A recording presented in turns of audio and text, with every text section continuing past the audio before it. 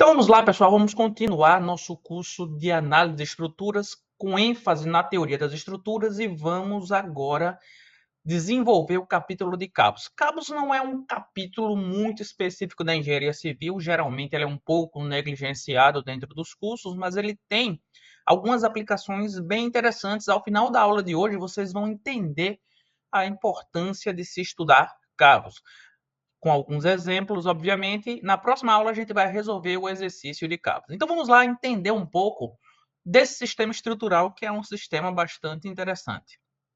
Muito bem, hoje, na aula, vamos ver a definição, alguns exemplos de aplicações e vamos tratar mais ou menos um pouco o modelo de cálculo que vai ser aplicado na próxima aula, que é o exercício específico sobre cabos.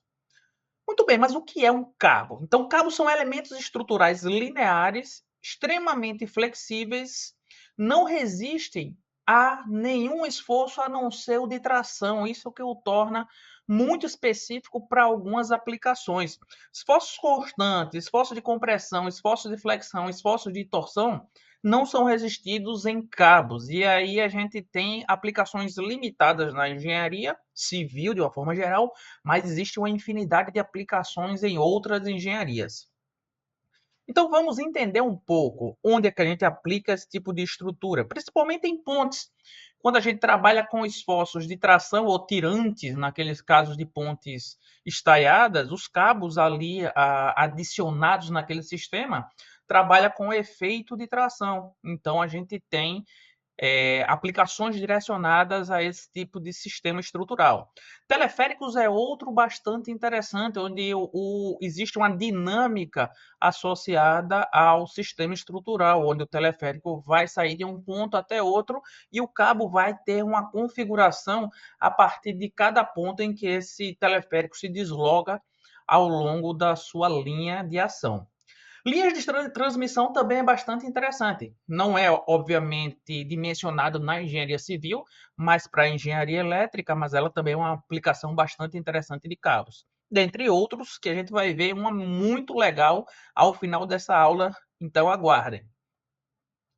Vamos ver agora alguns elementos, algumas pontes, por exemplo, alguns exemplos.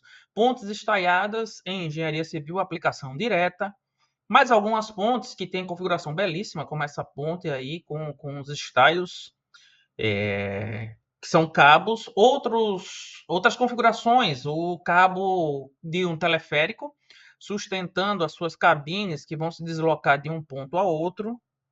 Mais outro teleférico aqui bastante legal, onde se desloca por meio da dinâmica desses cabos. Esses cabos só suportam esforços de tração.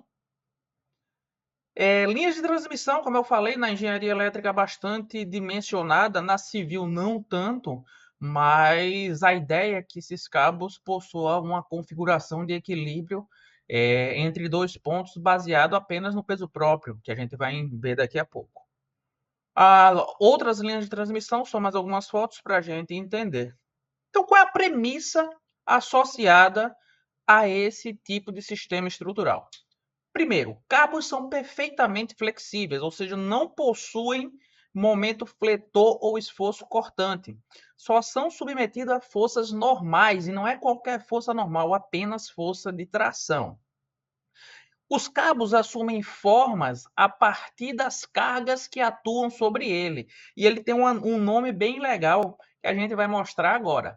Os carregamentos externos, se o carregamento externo for muito maior que o peso próprio, ele vai ser desprezado no cálculo do cabo. A geometria de configuração desse cabo possui um nome, como eu disse, bem peculiar, é chamado de forma funicular do cabo. E ele existem diversas formas associado ao tipo de carregamento que está imposto nesse sistema. Vamos ver algumas formas funiculares aqui que a gente tem bastante interessante. Uma carga concentrada, obviamente, quando eu puxo o meu cabo na direção vertical, ele assume uma forma funicular de um triângulo. Já se eu tenho duas cargas distintas em uma certa distância entre elas, mas sendo uma com intensidade maior que a outra, eu posso ter um trapézio não regular. E assim por diante. Quando eu tenho cargas sequenciais, mas distintas em termos de intensidade. Quando eu puxo, a forma funicular não é mais um triângulo nem um trapézio, ela já assume um polígono e assim por diante. À medida em que eu aplico cargas distintas nesse cabo, ele vai assumindo formas também distintas. Algumas outras formas funiculares bastante conhecidas, e essa é talvez a principal, é o que a gente chama de catenária. Ou seja, quando o cabo está sujeito apenas ao peso próprio, a forma em que ele assume não é aquela forma de parábola que a gente acredita que seja, é uma forma chamada de catenária. E ela tem uma equação hiperbólica associada a ela. Certo? Então, as catenárias, se você olhar, por exemplo, os cabos associados às linhas de transmissão, até os cabos dos nossos postes de transmissão local aqui, ele vai assumir uma certa configuração, ele não é esticado, ele possui um certo embarrigamento.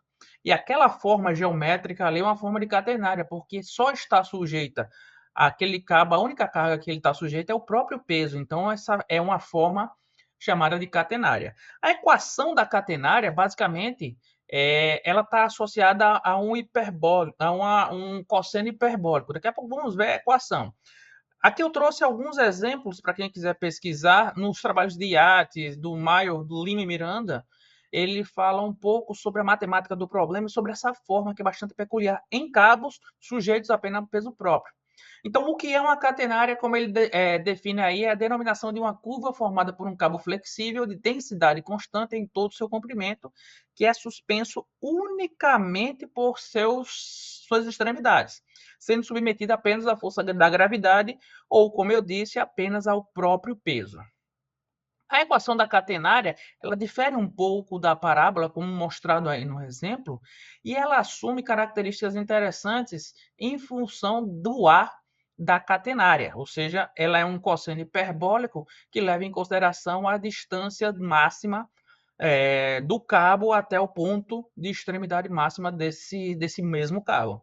E ele assume uma equação hiperbólica diferente da equação de segundo grau da parábola. E como eu disse, para finalizar a aula de hoje, eu trouxe um exemplo bastante interessante, que são os cabos associados à engenharia naval, que a civil também estuda um pouco.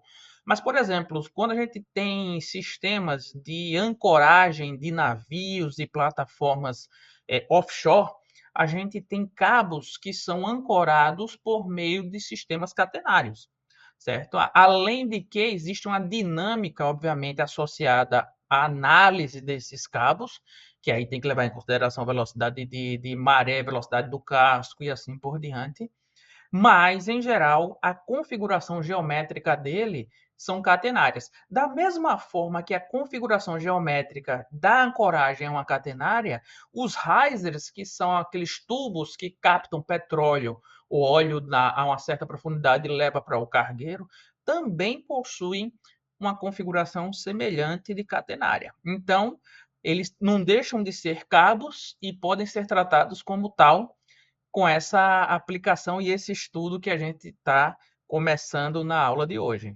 Mais algum exemplo aqui? Ainda eu tenho meus sistemas de ancoragem e de captação em catenária, só para finalizar a análise de cabos que vamos incorporar o exercício na próxima aula.